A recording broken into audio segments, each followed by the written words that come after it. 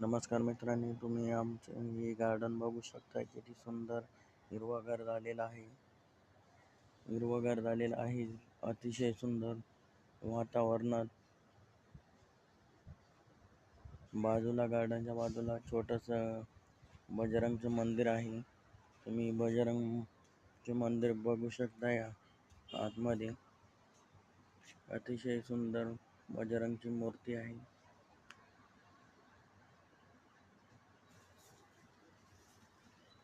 तुम्हाला मंदिर पण दाखवण्याकरिता आहे. गार्डनच्या बाजूला तुम्ही बघू शकताय हे मंदिर आहे.